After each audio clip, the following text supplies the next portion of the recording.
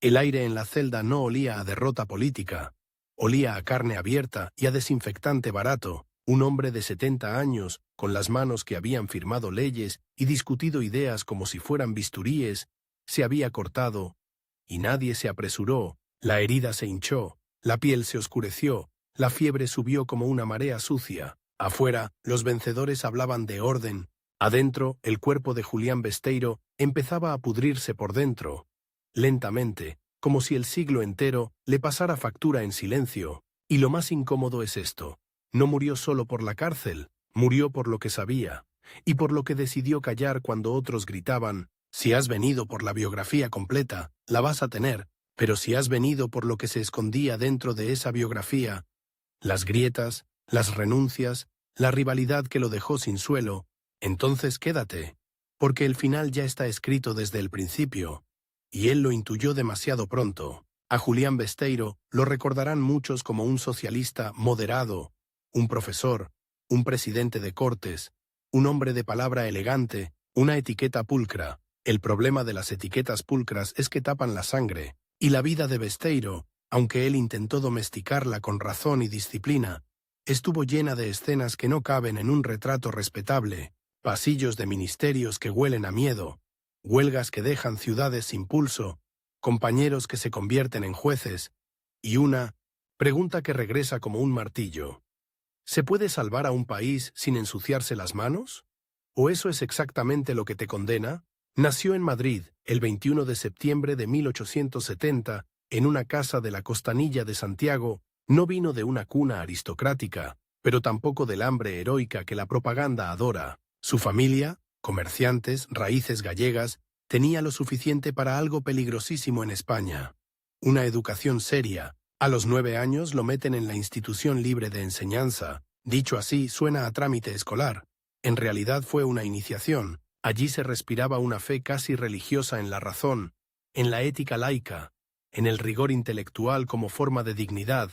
Allí aprendió que el pensamiento no era un adorno, sino una herramienta para desmontar mentiras, y también aprendió, sin que nadie se lo dijera, que quien desmonta mentiras acaba ganándose enemigos. Hay una imagen que ayuda a entenderlo: un niño madrileño, delgado, correcto, observando a los adultos como quien toma notas invisibles. No era el niño que rompe sillas, era el que descubre dónde cruje la silla antes de que se rompa. Ese tipo de mente, en política, es una maldición y una ventaja, porque ve lo que viene, y porque al verlo se vuelve insoportable para quienes prefieren vivir de espaldas al precipicio. En 1888 empieza Filosofía y Letras en la Universidad Central de Madrid.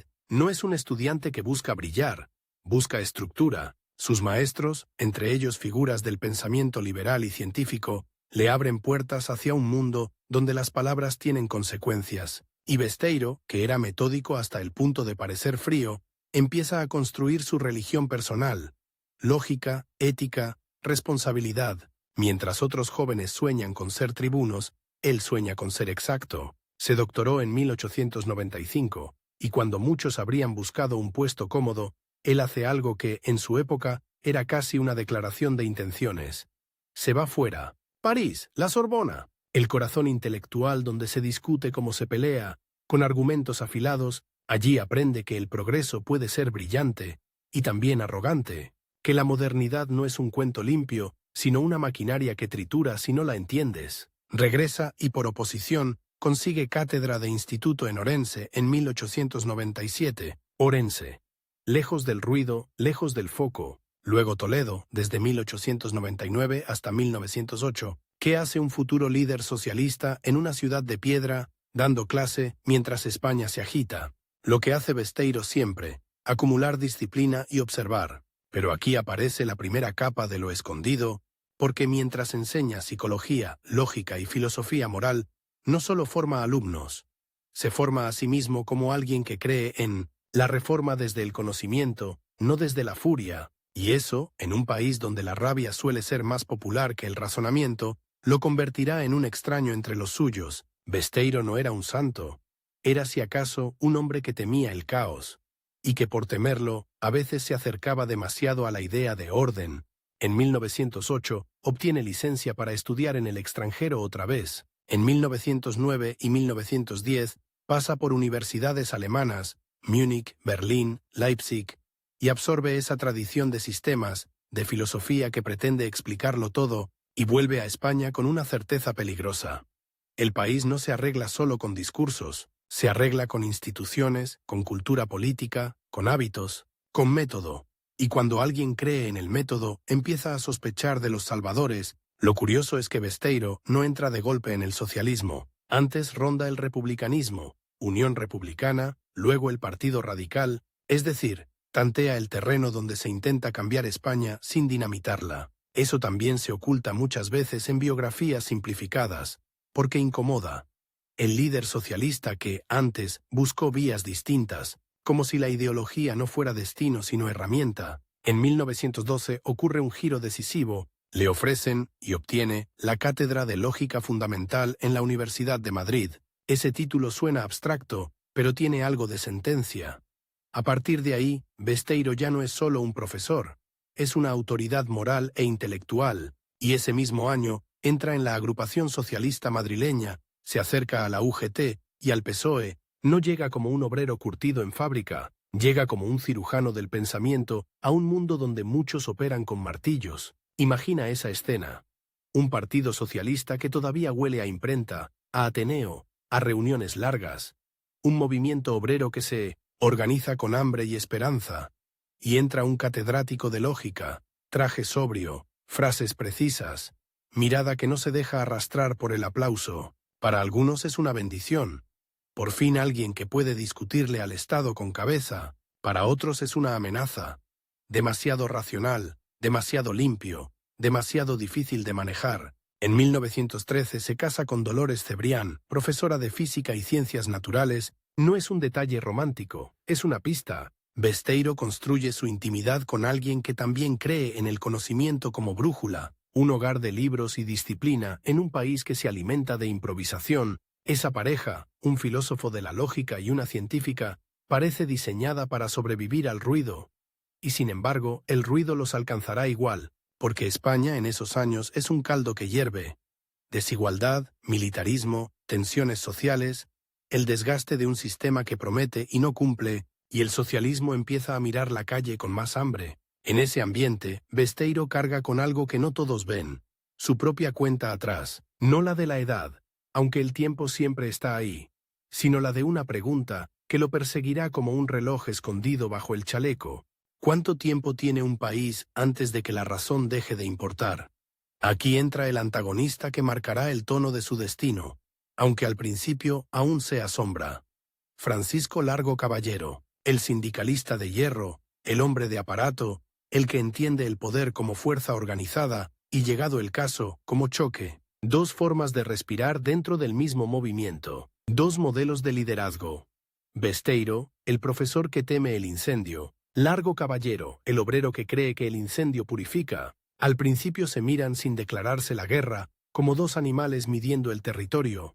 Pero el territorio se encoge, y cuando el territorio se encoge, la rivalidad se vuelve inevitable. Lo escondido aquí no es un secreto de alcoba, es un secreto de carácter. Besteiro no era ingenuo. Veía venir el fanatismo, de derechas y de izquierdas, y le producía una mezcla de rechazo y pánico, y esa mezcla lo empujaba a una conducta que muchos llamarían prudente, otros llamarían cobarde. Él la llamaba responsabilidad. El problema es que, en política, la responsabilidad no siempre salva. A veces te deja solo. Cuando en 1912 cruza la puerta del socialismo, lo hace convencido de que el movimiento obrero necesita algo más que músculo. Necesita cerebro, pero al hacerlo también acepta, sin firmarlo, un contrato oscuro. Tarde o temprano tendrá que elegir entre la coherencia intelectual y la obediencia al impulso colectivo, y esa elección, todavía invisible, ya empieza a afilarse en sus días de profesor, porque Besteiro enseña lógica mientras aprende la lógica cruel de la calle. Que los hombres no se mueven por silogismos, sino por hambre, orgullo, humillación, miedo, y que, cuando una multitud cree tener razón, la razón deja de ser un argumento. Se convierte en un arma. Años después, mucha gente dirá, Besteiro fue un hombre de ideas. Y sí. Pero esa frase, así de limpia, oculta algo. Las ideas también pueden ser una forma de esconderse, no por mala fe, sino por instinto. Cuando el mundo empieza a rugir, hay personas que corren hacia el rugido para dirigirlo, y hay personas que se aferran al pensamiento para no ser arrastradas. Besteiro, al entrar al PSOE y a la UGT, creyó que podía hacer las dos cosas: pensar y dirigir. Todavía no sabía que España le exigiría escoger, y que su rival más peligroso no sería un enemigo declarado, sino un compañero con otra forma de entender el destino. Y así termina esta primera etapa. Un niño formado en la ética laica, un joven obsesionado con la exactitud, un profesor que vuelve de Europa con el método como escudo, y un político en ciernes que entra al socialismo no por resentimiento, sino por convicción moral, con una cátedra en la mano y un país ardiendo por dentro, con la rivalidad aún en fase de mirada, pero ya respirando en la nuca, y con un reloj invisible que ha empezado a contar. En Madrid, el aula de Besteiro olía a tiza y a paciencia, pero la calle, a carbón húmedo y a rabia, y entre esos dos olores empezó su verdadera carrera, la que no se enseña en la universidad. Al principio creyó que podía caminar con un pie en cada mundo. Por la mañana, la lógica; por la tarde, las asambleas; por la noche, el ruido de un país que apretaba los dientes. No tardó en descubrir algo que lo descolocó. Cuando una idea entra en una sala llena de hombres cansados, deja de ser idea. Se convierte en un arma o en un insulto. Y Besteiro, tan preciso, tan controlado, empezó a sentir que su voz podía ser medicina o cerilla. La vida le colocó el primer reloj sobre la mesa sin pedir permiso. Lo hacía España, en silencio, como hacen los países antes de romperse, dejándote solo dos opciones y ninguna es limpia. En las reuniones socialistas de Madrid, la palabra responsabilidad sonaba elegante, pero la palabra hambre sonaba verdadera. Besteiro podía ganar debates, sí. Podía demostrar contradicciones, sí. Pero el obrero que volvía a casa con las manos negras no quería un silogismo. Quería pan, salario, dignidad, y esa tensión entre lo correcto y lo urgente lo empujó a un terreno donde no bastaba con pensar. Había que decidir. Mientras el país se tensaba, también se tensaba su movimiento. Dentro del socialismo, los temperamentos empezaron a dibujar líneas invisibles. Unos querían crecer dentro del sistema, arrancándole reformas, empujando desde dentro. Otros, cada vez más, querían forzar el cambio a golpes, como si España fuera una puerta atrancada y solo quedara embestirla. Y ahí, sin estridencias, la rivalidad con Largo Caballero dejó de ser una sombra y empezó a tener peso. Largo Caballero era organización, músculo, sindicato como máquina. Besteiro era palabra, método, política como cirugía. Los dos, curiosamente, se necesitaban, pero la necesidad no elimina el miedo, y el miedo, cuando se instala, busca un culpable. La Gran Guerra estalló en Europa en 1914, y España, neutral, se convirtió en una caldera absurda. Negocios que se enriquecen con el comercio mientras el precio del pan sube. Fábricas que no paran mientras los barrios se vacían de paciencia. Neutralidad no significaba calma, significaba una riqueza mal repartida, más visible, más obscena. En los mercados el aceite brillaba como oro. En los rostros la mirada se volvía más dura. Besteiro observaba ese contraste con una mezcla de indignación y alarma. Indignación porque era injusto, alarma porque sabía lo que viene cuando la injusticia se vuelve cotidiana.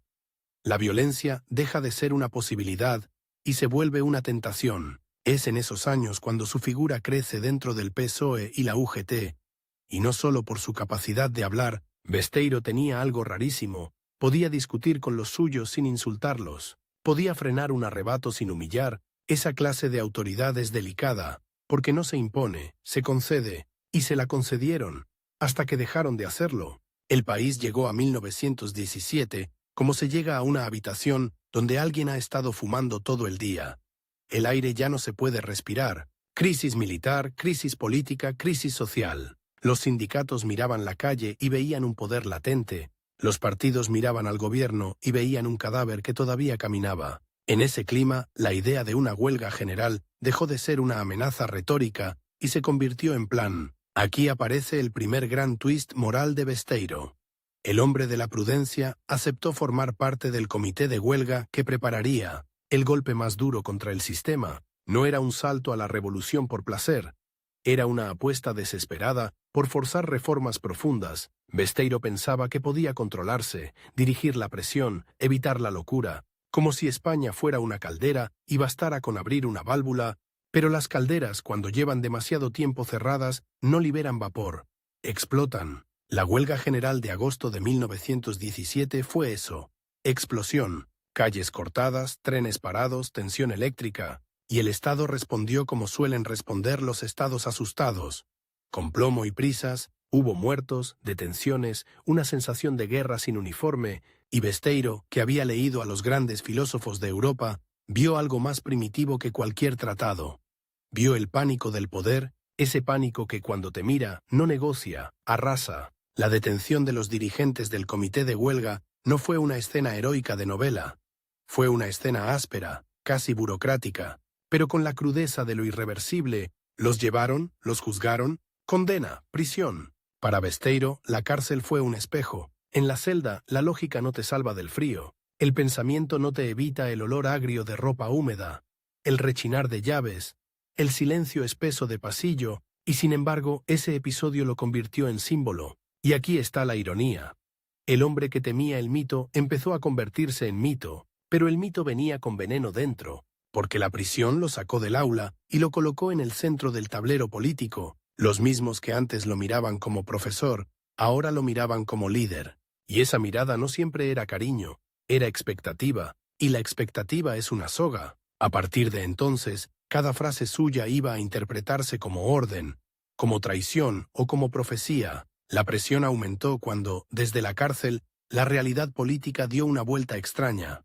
En 1918, Besteiro fue elegido diputado, un preso convertido en legislador. El país, sin quererlo, le daba una plataforma. La salida de prisión no fue solo libertad.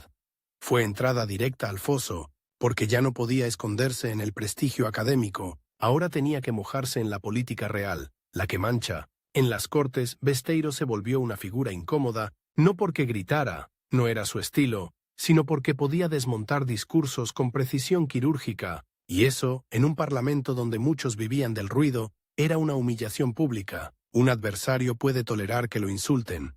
Es parte del teatro. Lo que no tolera es que lo hagan quedar como mentiroso sin levantar la voz. Ese era el talento de Besteiro.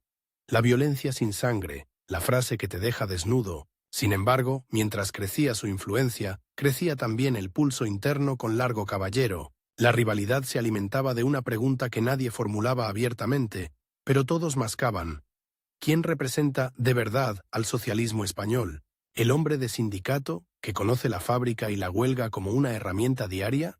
¿O el intelectual que intenta convertir el movimiento en un proyecto de país, no solo en una trinchera? En las reuniones, la tensión no se veía en gritos, se veía en silencios, en miradas que duran un segundo más, en un comentario aparentemente neutro que lleva un dardo dentro, y Besteiro, que tenía la sensibilidad del profesor ante el ambiente, lo percibía. Sabía que el movimiento obrero no era un bloque. Era un animal con dos cabezas que tiraban en direcciones distintas. La década avanzaba y el mundo daba señales de otro terremoto. La Revolución Rusa de 1917, que para muchos socialistas fue la prueba de que el cielo era posible en la tierra, para Besteiro, en cambio, fue una advertencia doble. Sí, el cambio puede suceder, pero sí, el cambio puede devorarte. Esa ambivalencia suya se convirtió en un secreto a voces. Algunos lo respetaban por ello, otros lo despreciaban, porque en tiempos de fe política, la duda se castiga como pecado, y entonces llegó el nuevo plazo, la nueva limitación de tiempo que empezó a perseguirlo como un tumor invisible. Cada congreso del 160 partido, cada votación clave, cada ola de protesta era una cuenta atrás. Besteiro se repetía, y a veces se lo decía a los suyos, que si el socialismo no aprendía a gobernar sin romperlo todo, acabaría gobernado por la furia de otros. Tenía la sensación de que quedaban pocos años, quizá meses, quizá semanas, antes de que España se partiera en dos y ya no hubiese espacio para la razón. Su tragedia era ver el abismo con claridad, y descubrir que ver no equivale a detener. Durante esos años, Besteiro también empezó a tener un contacto más directo con la administración municipal de Madrid y con los problemas concretos: vivienda, servicios, salarios, el barro cotidiano que rara vez aparece en las biografías brillantes. Aquí hay algo escondido que se olvida. Besteiro era un intelectual, sí, pero su autoridad creció porque bajó al fango de lo práctico. Y en lo práctico aprendió otra verdad desagradable. Muchas veces el Estado no es malvado, es torpe, y la torpeza mata igual. Mientras él se esforzaba por construir un socialismo capaz de pactar reformas sin perder el alma, su rivalidad con Largo Caballero se agudizaba por un motivo íntimo y político a la vez: el control de la herramienta más poderosa del momento, la UGT. Quien controlaba la UGT controlaba la calle organizada, y quien controlaba la calle organizada podía, si quería, arrastrar al partido. Largo Caballero entendía eso como instinto, Besteiro lo entendía como peligro. El choque era inevitable, porque no era solo disputa de egos, era disputa de visión. Para Besteiro, la huelga era un recurso extremo que debía apuntar a reformas concretas, no a una fantasía de todo o nada. Para Largo Caballero, la huelga era el músculo natural del movimiento. Se usa porque está ahí, porque es fuerza, porque enseña al Estado a temer, y en política el miedo también cuenta votos. Lo más oscuro de esta etapa es que Besteiro empezó a detectar un tipo de adicción dentro de su propio bando.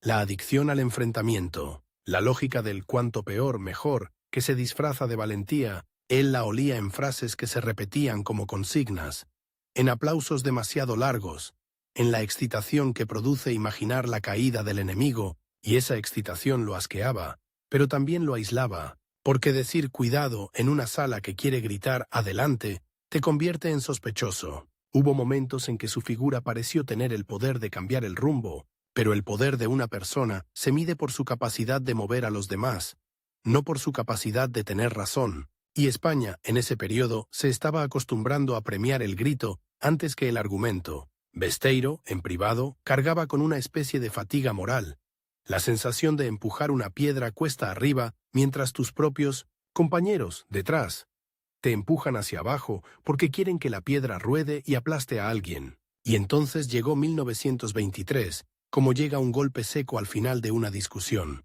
El golpe de Primo de Rivera, una dictadura militar que prometía orden, limpieza, final de la corrupción, la misma música de siempre, con instrumentos nuevos. Para muchos fue alivio, para otros humillación. Para el socialismo fue dilema: ¿se enfrenta? ¿Se adapta? ¿Se infiltra? ¿Se negocia para sobrevivir? Aquí está el siguiente giro, el que envenena para siempre la reputación de muchos. Sectores del movimiento obrero optaron por una política de colaboración limitada con el régimen en organismos laborales, buscando mejoras concretas para trabajadores. Largo Caballero, pragmático a su modo, consideró que había margen para arrancar avances. Besteiro, con su obsesión por la ética, veía un riesgo. El socialismo podía terminar legitimando con su presencia un régimen que había cerrado el sistema político, pero también veía otra cosa. Si se rompía toda vía de negociación, los trabajadores pagarían el precio primero. Y otra vez el reloj: decidir rápido, porque el nuevo poder no iba a esperar. La rivalidad con Largo Caballero cambió entonces de textura. Ya no era solo método contra músculo, era moral contra táctica. Y esa tensión se volvió venenosa, porque ambos podían defender su postura con argumentos plausibles. Uno decía: sin principios nos vendemos. El otro decía: sin resultados traicionamos al obrero. ¿Quién tenía razón? Lo trágico es que España tenía capacidad de castigar a los dos. Besteiro, cada vez más, parecía el hombre que advierte, el que pone freno, el que dice: si hacemos esto, mañana nos perseguirá. Y, en política, el que advierte se convierte rápido en alguien que estorba, porque advertir implica retrasar, y retrasar, en tiempos impacientes, es casi una forma de insulto. Esta segunda etapa de su vida, por tanto, no es la del intelectual que se vuelve político de manera elegante, es la del hombre que descubre que el poder no es un seminario, que la justicia no llega por argumentos, que la calle puede ser sublime y monstruosa a la vez. Es la del preso que sale de la celda convertido en símbolo, y que descubre que el símbolo te exige comportarte como símbolo incluso cuando te tiemblan las manos. Es la del socialista que ve nacer dentro de su propia casa un fuego que no controla, y es la del rival, Largo Caballero, que crece como alternativa más dura, más directa, más atractiva para un país que se cansaba de esperar. Y en ese clima, Besteiro empieza a entender algo que le provoca una mezcla de satisfacción amarga e incluso repulsión. Su biografía ya no le pertenece. Su vida se ha convertido en un instrumento que otros usan, Y cuando otros usan tu vida, dejan de ver tu rostro. Solo ven tu utilidad. El golpe de Primo de Rivera no solo cerró un capítulo. Cambió la temperatura moral del país. Durante años, España vivió con esa calma tensa de las habitaciones donde alguien ha guardado un arma en un cajón, y todos lo saben, pero nadie lo menciona. En ese ambiente, el socialismo creció en influencia y en contradicciones, y Besteiro, que jamás había sido un hombre de consignas, empezó a convertirse en algo más raro todavía. Un símbolo al que su propio bando miraba con amor y con sospecha al mismo tiempo, porque cuando sobrevives a una cárcel, cuando vuelves a las Cortes y no te rompes, el público te imagina invulnerable, y el partido, a veces, empieza a exigirte milagros. Su rivalidad con Largo Caballero, lejos de apagarse, entró en una fase más peligrosa. Dejó de ser solo una disputa de temperamentos, y se convirtió en una carrera por el alma del socialismo español. Largo era el sindicalista que había aprendido a negociar con el cuchillo sobre la mesa. Besteiro era el profesor que quería que el cuchillo desapareciera para siempre. Ninguno era un villano de caricatura, y ese es el problema. En las tragedias de verdad, nadie se siente malo. Cada cual se cree el último dique antes del desastre. La dictadura terminó desgastándose. La monarquía, que había apostado por el uniforme para salvarse, quedó manchada por esa misma apuesta, y cuando en 1931 llegó la República, fue como si alguien abriera de golpe las ventanas de una casa cerrada durante décadas. Entró aire, y entró polvo. En las calles, la alegría tenía algo de borrachera. La gente sonreía, como si por fin el futuro hubiera firmado un contrato. Pero Besteiro miró esa alegría con otra emoción mezclada, menos cómoda. Un miedo frío. Sabía que el entusiasmo es combustible, y que si no se encauza, arde. Y entonces, como si el destino quisiera ponerlo en el centro del escenario para probarlo, llegó una de las coronas más pesadas que se pueden poner sin ser rey. La presidencia de las Cortes Constituyentes. Besteiro, el hombre que había preferido el aula, se sentó en la silla desde la que se iba a construir el nuevo marco legal del país. La imagen era potente. Un socialista presidiendo el nacimiento institucional de la República.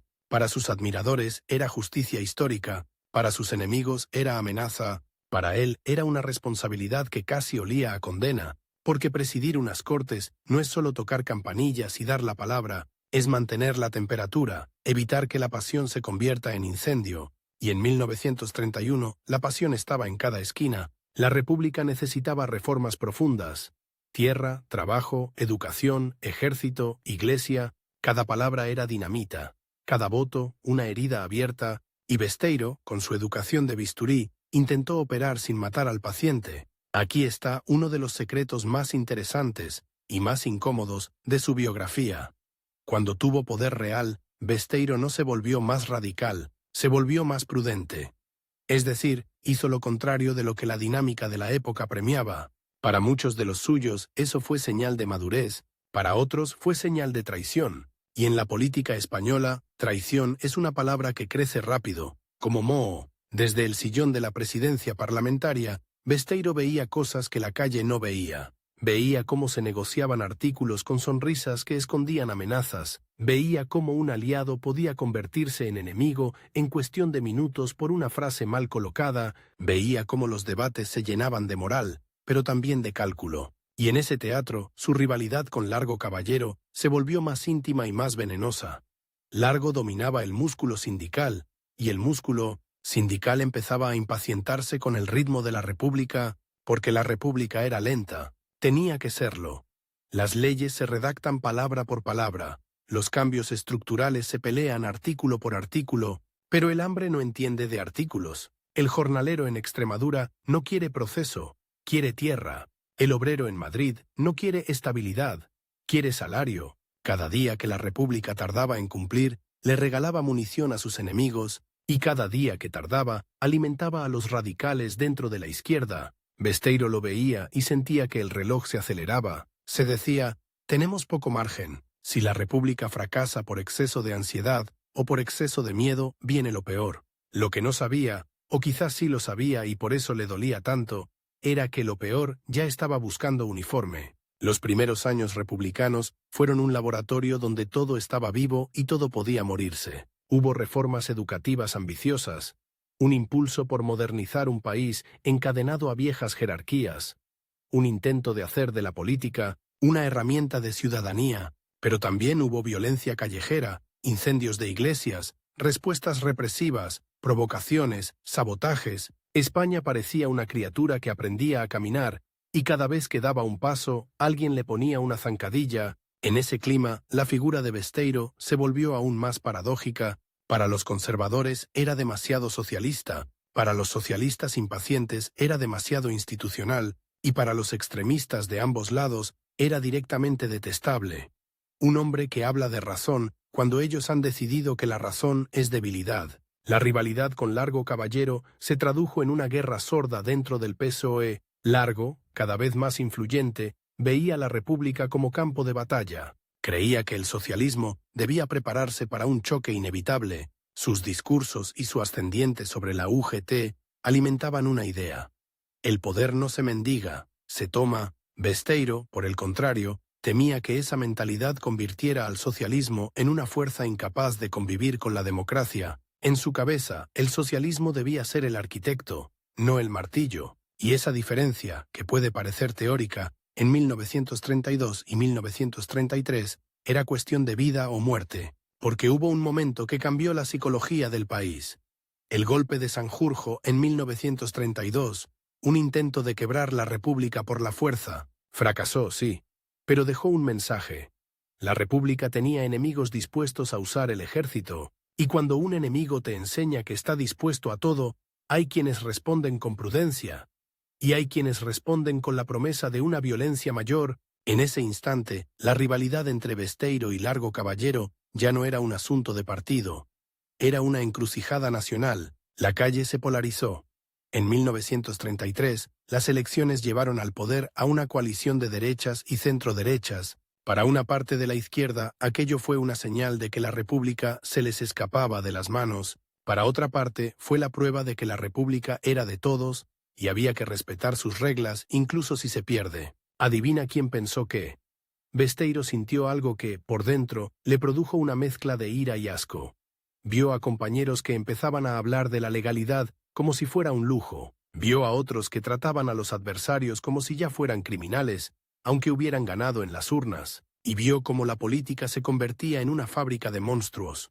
Cada bando inventaba al monstruo del otro para justificarse. La tensión dentro del socialismo llegó a un punto en que la palabra moderación empezó a sonar como insulto. Ahí es donde la biografía de Besteiro se vuelve más oculta, porque muchas narraciones simplificadas lo pintan como un hombre que se quedó quieto. No se quedó quieto.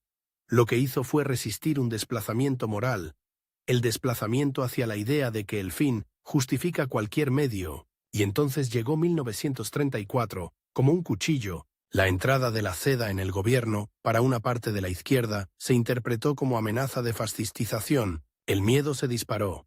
Y el miedo es el mejor reclutador de extremismos. Se planificó una insurrección. Huelga general revolucionaria. Asturias se levantó con una intensidad que todavía hoy suena como trueno. Mineros armados, enfrentamientos, sangre, represión brutal. En Cataluña, proclamaciones, crisis. El Estado respondió con ejército y cárcel. El país se llenó de cicatrices nuevas. Este es uno de los puntos más delicados para Besteiro, porque su rivalidad con Largo Caballero alcanzó aquí la forma de una condena moral. Largo Caballero, cada vez más identificado con la línea insurreccional, se convertía para muchos en líder de combate. Besteiro, que veía la insurrección como un salto al vacío, quedó aún más aislado, y lo peor, no solo lo aislaban los adversarios, lo aislaban los suyos. La soledad en un partido puede ser peor que la soledad en una celda, porque en la celda, al menos, no esperas aplauso. Pero Besteiro no era un santo pasivo. Tenía orgullo y tenía convicciones. Su respuesta fue insistir, una y otra vez, en que la violencia revolucionaria en un país tan fracturado era gasolina sobre un incendio. Y aquí viene el twist más cruel. Cuanto más acertaba su análisis, porque el país efectivamente se iba quebrando, más se convertía en un estorbo, porque decir «os lo dije» no salva, irrita. Y cuando la gente está herida, no quiere escuchar a quien le recuerda que se está desangrando. La represión tras 1934 endureció aún más los bandos. Muchos líderes de izquierdas fueron encarcelados La idea de que España se dirigía hacia un choque total se convirtió en obsesión. En 1936 el Frente Popular ganó las elecciones y la izquierda volvió al gobierno. La alegría volvió, sí, pero ya no era alegría de ventanas abiertas. Era alegría nerviosa, como la de quien ha recuperado un arma que le habían quitado. Y la derecha, temerosa y furiosa, sintió que el país se les escapaba. El suelo se movía bajo todos. En el PSOE, Largo Caballero alcanzó una posición dominante, visto por muchos como la figura capaz de encarnar la respuesta fuerte.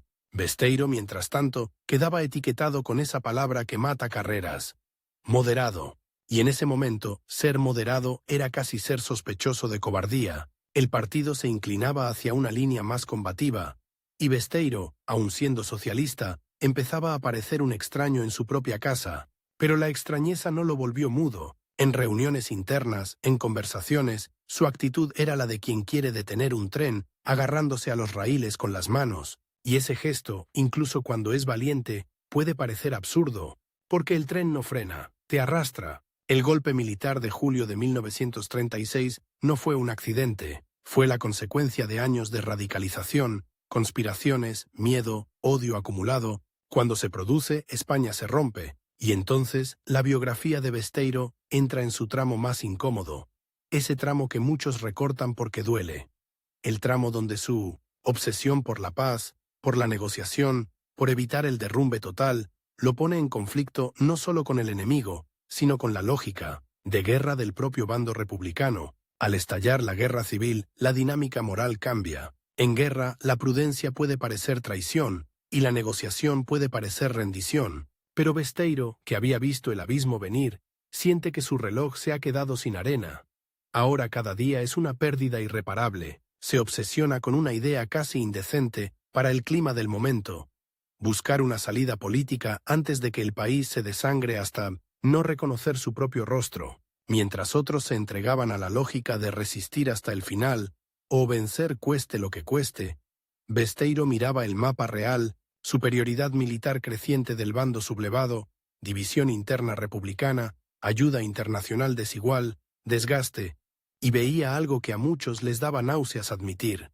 Quizá no se podía ganar, y si no se podía ganar, seguir luchando podía significar solo una cosa: más muertos para llegar al mismo final. Esa idea, dicha en voz alta, era dinamita, pero él la pensaba con una frialdad que parecía inhumana, y que quizá era, en realidad, una forma de compasión. La rivalidad con Largo Caballero tomó entonces un giro dramático. Largo Caballero se convirtió en jefe de gobierno en 1936, intentando sostener la República en guerra. Era el Lenin español para algunos, el líder obrero que ahora gobernaba en plena tormenta. Besteiro, que había discrepado antes, ahora veía cómo el poder y la guerra endurecían aún más las posiciones. No era solo rivalidad, era choque entre dos formas de entender el deber. Para Largo, el deber era resistir, organizar, aguantar. Para Besteiro, el deber empezaba a convertirse en otra palabra: evitar el desastre total, incluso si eso te convertía en paria. Y en medio de la guerra, España vivió otra grieta que casi nadie olvida: conflictos internos en el bando republicano, tensiones entre comunistas, socialistas, anarquistas, republicanos. La unidad era un eslogan más que un hecho. Besteiro detestaba esas fracturas, porque sabía que un bando dividido en guerra es un bando que ya ha perdido por dentro. Veía cómo los discursos se llenaban de pureza ideológica, mientras los frentes necesitaban munición, comida, coordinación, y esa desconexión entre palabra y realidad lo irritaba casi físicamente. Aquí surge un detalle escondido que explica muchas de sus decisiones posteriores. Besteiro era un hombre que temía la destrucción del tejido moral, temía que, incluso si la República ganaba, ganara convertida en algo irreconocible, construida sobre venganzas y violencia estructural. Para algunos esa preocupación era refinada, para otros era ridícula en guerra, pero él no la soltó. En 1937-1938, la guerra se volvió una trituradora. Bombardeos, hambre, ejecuciones, odios. Las ciudades empezaron a acostumbrarse a la muerte como rutina, y Besteiro, ya envejeciendo, ya cansado, sintió que el tiempo personal y el tiempo histórico se le superponían como dos sombras. Su salud, su energía, su capacidad de resistir noches sin dormir, todo se achicaba. Y al mismo tiempo, la guerra se agrandaba. Es una sensación terrible, notar que la tragedia crece más rápido que tu cuerpo. El resultado fue que cuanto más evidente se volvía la derrota, más urgente se volvía su idea de un final negociado. Pero aquí llega el giro más dramático de esta parte. En la guerra, intentar negociar puede convertirte en enemigo dentro de tu propio lado, porque los desesperados necesitan creer que aún hay salida gloriosa, y quienes ofrecen una salida amarga les quitan esa fe. Besteiro empezó a caminar en un pasillo donde cada puerta podía ser una acusación, y entonces, casi como una escena de tragedia clásica, el conflicto interno se materializó en un acto final dentro del propio bando republicano. El golpe de Casado en marzo de 1939, un intento de apartar a Negrín y buscar una paz negociada con Franco. Besteiro se alineó con esa salida, no porque amara al enemigo, sino porque creía que la continuación solo significaba más muerte inútil. En ese momento, su reloj personal se convirtió en un ultimátum. O se frenaba la sangría ya, o España entraría en una noche larguísima. Para sus detractores, aquello era traición. Para él era cirugía de urgencia sin anestesia. Para muchos fue el punto sin retorno, porque la paz negociada que se buscaba era casi una ilusión. Franco no quería pactar, quería victoria total, y sin embargo, Besteiro lo intentó. Ese intento, incluso si era ingenuo, fue coherente con su vida. El hombre que siempre temió el caos, apostó por detenerlo cuando ya era casi inevitable. El twist final de esta parte es cruel. Al hacer lo que él consideraba un acto de responsabilidad, acortar la guerra, se colocó en el peor lugar posible. No fue recompensado por el enemigo, porque el enemigo no recompensa, y fue condenado por parte de los suyos, porque en derrota siempre se buscan culpables. Esa es la trampa perfecta para un moderado en tiempos extremos. Terminas siendo odiado por ambos lados, incluso si tus intenciones eran salvar vidas. Y cuando Madrid cae, cuando las puertas se cierran, cuando los últimos intentos de salida se convierten en estampida y traición, Besteiro toma una decisión que define su leyenda y su condena. Se queda, no huye, no se esconde, no se disfraza. Es como si dijera: si he defendido instituciones, asumiré el final institucional de mi vida. Es un gesto que puede parecer noble y también temerario. Un hombre que había calculado tanto, que había medido tanto, decide enfrentar lo inevitable como quien se sienta en una silla esperando el golpe. Esa decisión no tiene solo una lectura. Algunos la interpretan como valentía, otros como cansancio, otros como orgullo. Y quizá fue todo a la vez. Lo único seguro es que, al quedarse, activó el último tramo del reloj, porque en la España de Franco que estaban haciendo, un líder socialista no era un adversario político. Era una pieza a exhibir, un ejemplo, una advertencia. Y así, sin necesidad de decirlo en voz alta, la cuenta atrás quedó sellada. Ya no era cómo salvar la República, era cuánto tiempo tardarán en hacer de mí un cadáver útil. Cuando Madrid cayó, el sonido no fue un estruendo épico, fue un silencio que se parecía a una habitación después de una pelea. Sillas mal colocadas, polvo en suspensión, la sensación de que algo se ha roto y ya no se repara. En ese silencio, la decisión de Besteiro, quedarse, empezó a transformarse, minuto a minuto, en una sentencia. No lo detuvieron por accidente, lo detuvieron porque era útil detenido. Un nombre grande metido en una celda pequeña es propaganda sin necesidad de imprimir carteles, y ahí, en el primer contacto con la cárcel franquista, se reveló lo que su biografía había escondido bajo capas de discursos y cargos. El cuerpo viejo.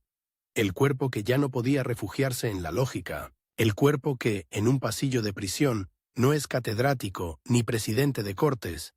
Es un hombre con huesos, con piel, con hambre y con miedo. Lo llevaron ante tribunales militares. El lenguaje de esos tribunales era un idioma aparte. Frases de hierro, adjetivos que ya condenaban antes del veredicto. Para el nuevo régimen, Besteiro era un símbolo del enemigo y del desorden. Pero aquí viene el primer golpe de ironía. El hombre que se había obsesionado por evitar la destrucción total, el hombre que se había jugado su reputación tratando de acortar la guerra, fue juzgado como si hubiera sido un incendiario. El sistema al que intentó poner freno lo castigaba por existir. En la sala, los uniformes no eran solo ropa, eran la demostración física de quién decide la verdad, y Besteiro, con su compostura de profesor, se encontraba en una escena donde la razón no era instrumento, Era estorbo. Allí no se debatía, se escarmentaba. Aún así, quienes lo vieron esos días hablaron de una calma casi ofensiva, como si su serenidad fuera un desafío, y es que Besteiro tenía una forma peculiar de resistencia.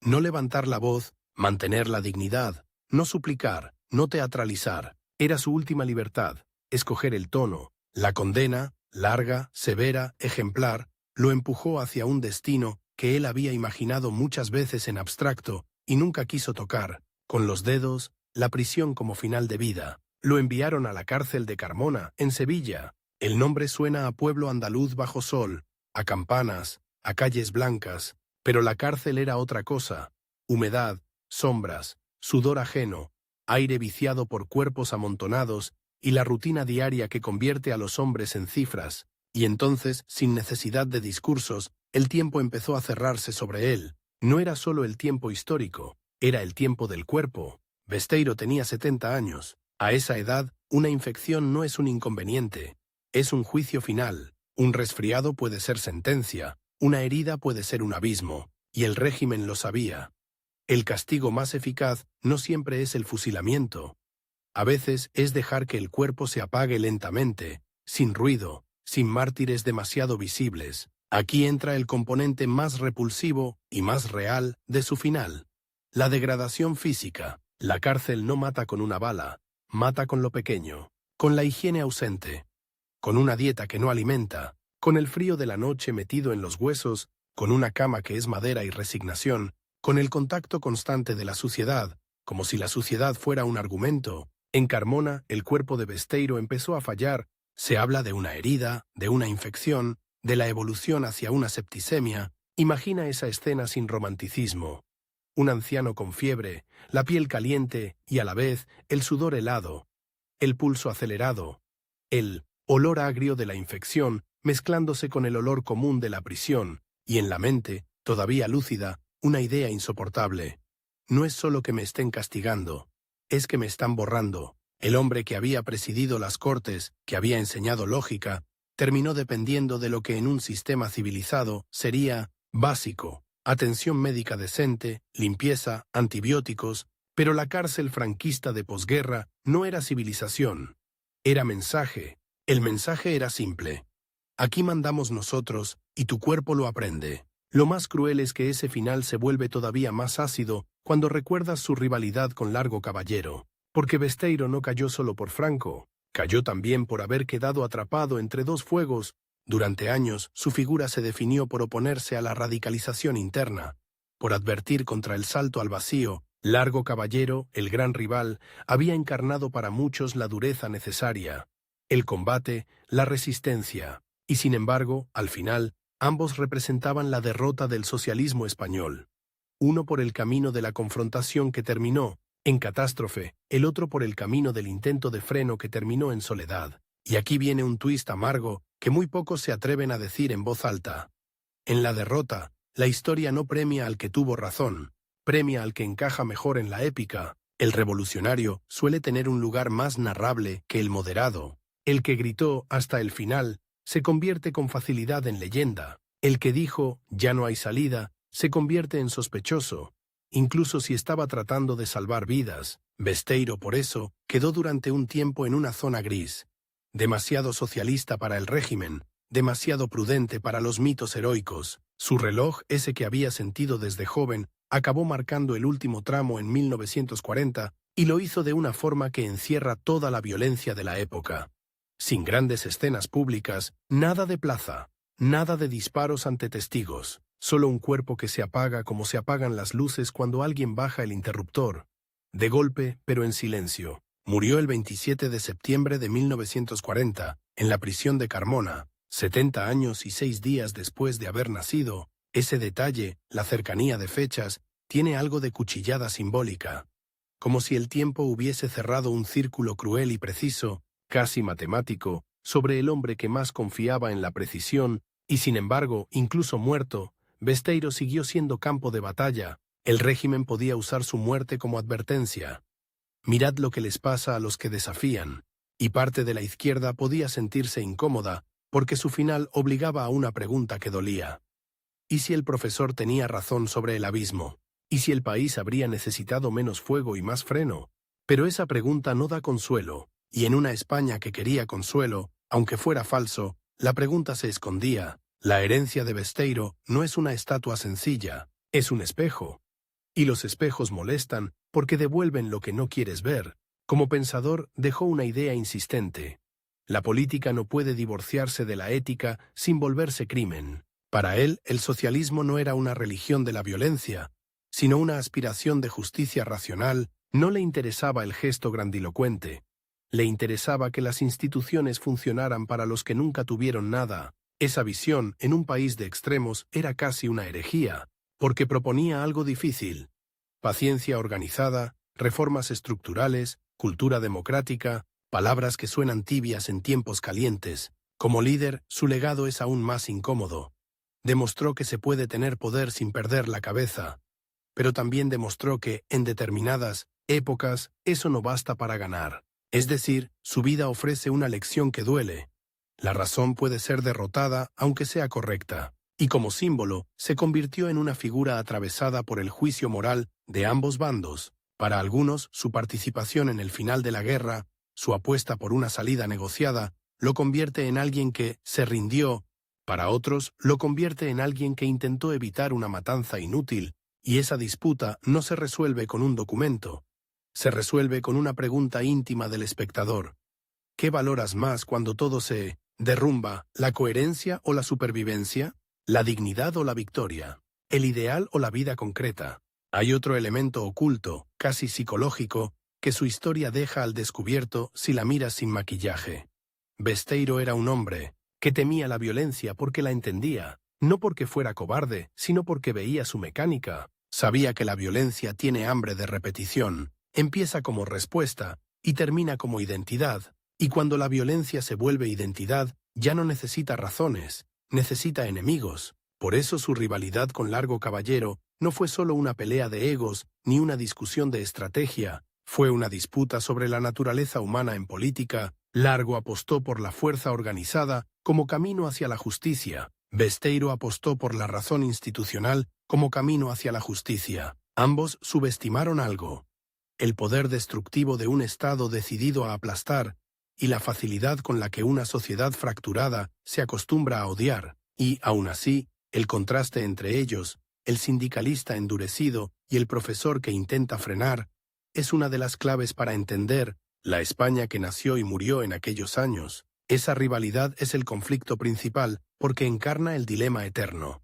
¿Se cambia el mundo con paciencia o con choque? ¿Y qué haces cuando el choque llega, aunque tú no lo quieras? La historia de Besteiro también tiene una especie de última escena invisible, una escena que ocurre después de su muerte, en la memoria colectiva. Durante décadas su nombre no fue cómodo. Unos lo consideraban demasiado institucional, otros lo consideraban demasiado socialista. Ese es el destino de los moderados en tiempos extremos. No encajan bien en los relatos que piden villanos claros y héroes sin dudas, pero precisamente por eso su figura vuelve una y otra vez cuando las sociedades se polarizan, porque él representa el dilema que nadie quiere mirar, que a veces la salida correcta no es la más emocionante, que a veces la verdad no moviliza, que a veces la política necesita menos épica y más higiene moral, y que, sin higiene moral, los países se infectan, igual que una herida en una celda húmeda. ¿Y lo que se escondía en su biografía?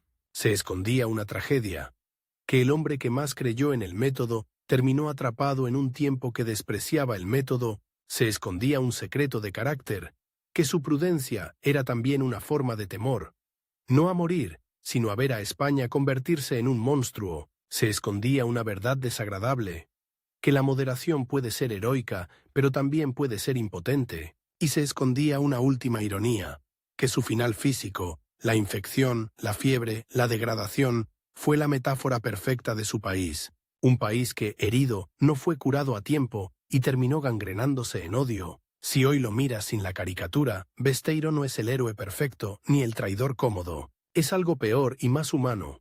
Un hombre que intentó sostener una cuerda mientras los demás la cortaban por ambos lados, un hombre que vio el abismo antes que muchos y por verlo pagó el precio de ser impopular, un hombre que, al final, se quedó para asumir la derrota como si todavía existiera un tribunal de la historia más justo que los tribunales de uniforme, y un hombre que murió sin que su muerte arreglara nada, pero dejando una pregunta que sigue viva.